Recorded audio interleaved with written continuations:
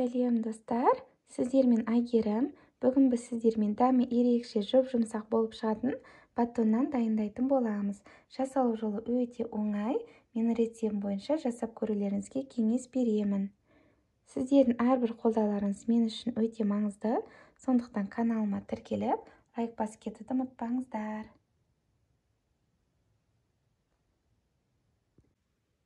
Ол үшін бізге жылы су, жұмсақ сары май, бір жұмыртқа, ашытқы, жылы сүт, қант, тұз және де електен өткізілген ұн қажет. Ең алдымен жылы суымызға ашытқымызды саламыз. Тұзымызды, қантымызды саламыз. Жақсылап араластырып аламыз. Енді осылай бетін жауып 1-5 минутқа ашытқымыз көтерілгенше қойып қоятын боламыз.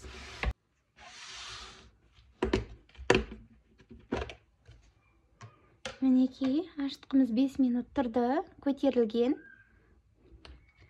Енді ұнымызды аламыз. Ұнымыз електен өткізілгені дұрыс, сол кезде нанымыз жақсы көтерілетін болады. Енді ашытқы суымызды ұнның үстіне құямыз. Жылы сүтімізді құямыз. Жұмсақ сары майымызды саламыз.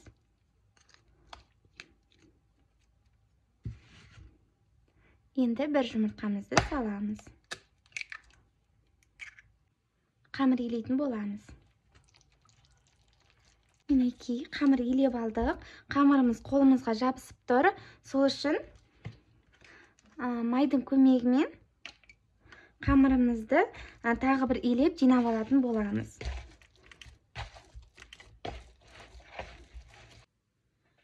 Мінекей, майдың көмегімен шешетін жинап, біріктіріп, жақсылап илеп алдық. Енді осыған салафан кигізіп, нанымыз көтерілгенше 1-1,5 сағат жылы орамалмен орап, жылы жерге қойып қоятын боламыз. Құрамдарының барлығы описание бөлімінде жазылып тұр. Сол жерден көріп жасай аласыздар. Мінекей, нанымыз 1 сағатта көтерілді.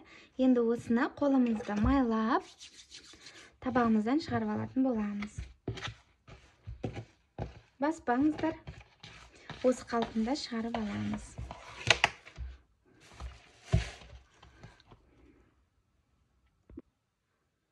Қазір осы қамырды теңде 3 бөлікке бөлетін боламын. 3 батон жасаймын, сондықтан 3 бөлікке бөлемін. Сіздерде қалауларыңыз бойынша 2 бөлікке, немесе 4 бөлікке бөліп жасасаңыздар болады.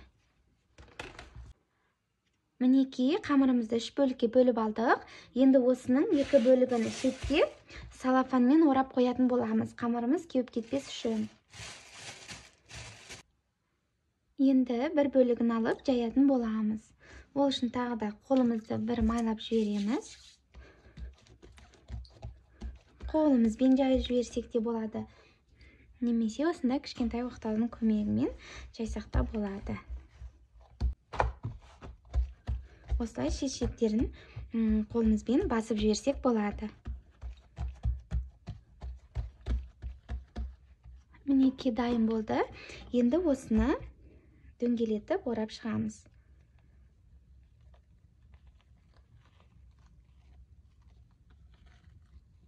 Ең шетін бір-біріне біріктіреміз. Ашылып кетпес үшін жақсылап біріктіріңіздер.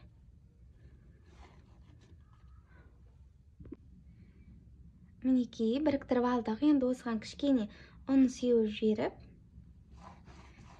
осылай дөңгелететін боламыз.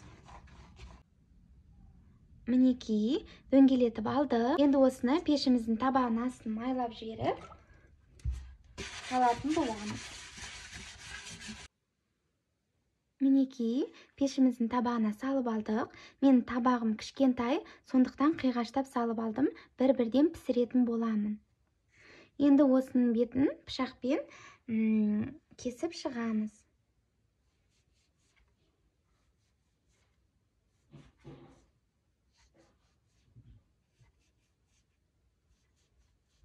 Енді осының үстіне кукурузный крахмал сеуіп шығатын боламыз. Сол кезде нандарымыз әдемі болып көрінеді. Немесе ұн сепсеңіздер де болады. Мінекей, нанымыздың бетіне кукурузный крахмалды сеуіп шықтым. Менде кішкене көбірек сеуіліп кетті, ештеңе етпейді. Бірақ сіздер аз мөлшерде ғана себіңіздер. Енді осыны пешімізде 180 градуста 20-25 минут пісіріп алатын боламыз. Пешімізді алдын ала 5-10 минут бұрын қыздырып алыңыздар. Мінекей, біздің батондарымыз пісті. Өте дәмді жұмсақ болып шықты. Осы менің рецептім бойынша жасап көріңіздер. Ас болсын.